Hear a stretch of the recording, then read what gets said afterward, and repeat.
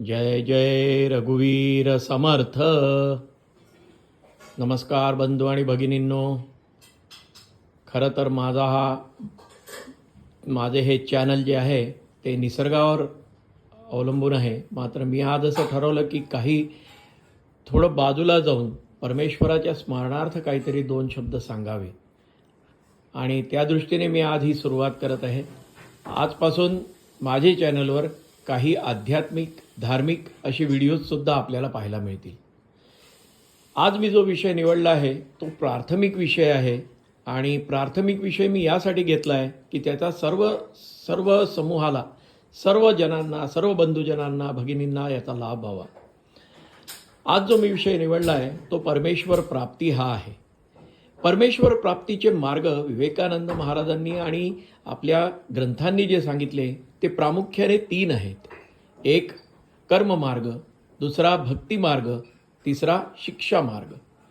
सर्वप्रथम आपण कर्ममार्गाचा विचार करू. कर्ममार्गाचा विचार करत असताना आपल्या असे लक्षात येईल की ज्या माणसाचे कर्म चांगले आहे, जो गोरगरिबांना मदत करतो, दीनदुबळ्यांना मदत करतो, भुकेल्यांना खायला देतो, आपल्या जी काही त्याचं उत्पन्न असेल त्यातून काही पैसा हा सामाजिक कार्यासाठी खर्च करतो, तोच कर्ममार्ग. पण अर्थातच कर्म हे चांगले असावे आणि ते कर्म निश्चितच परमेश्वरापर्यंत पोहोचतात आणि त्याद्वारे तुम्हाला परमेश्वर प्राप्ती होते. दुसरा मार्ग भक्तिमार्ग. भक्तिमार्ग तर आपल्या महाराष्ट्राची परंपरा आहे. तुकाराम महाराज, नामदेव महाराज, जनाबाई यांनी असीम अशी भक्ती केली आणि पांडुरंगाची प्राप्ती करून घेतली. पांडुरंगाची प्राप्ती करत असताना किंवा इतर देवांची प्राप्ती करत असताना भक्तिमार्ग हा सुद्धा एक सरळ आणि सोपा मार्ग आहे. परमेश्वराने सांगितले आहे की कलियुगात तुम्ही पूजा करा किंवा ग्रंथ वाचा, इतर काही वाचा, त्याच्याही पेक्षा जास्त पुण्य तुम्हाला मिळेल ते नामजपाने होईल. त्यामुळे भक्तिमार्गाचा आपण जेव्हा विचार करतो तेव्हा नाममार्गाकडे सुद्धा लक्ष द्यावं लागेल. दिवसातले 24 तासातले आजच्या काळात आपण 24 तासही परमेश्वराच्या नाम जपाला देऊ शकणार नाही.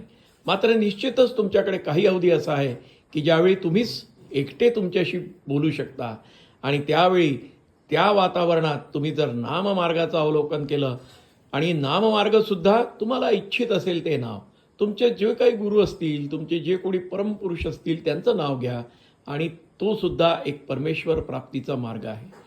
तिसरा मार्ग शिक्षा मार्ग.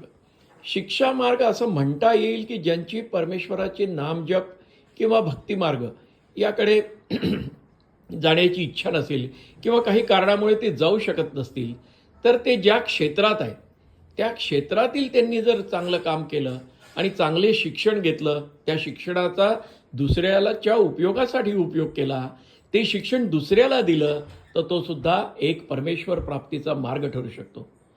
बघा, तुम्हाला यापैकी कोणता मार्ग निवडायचा आहे, पण निश्चितच तो तुम्हाला परमार्थाकडे घेऊन जाईल.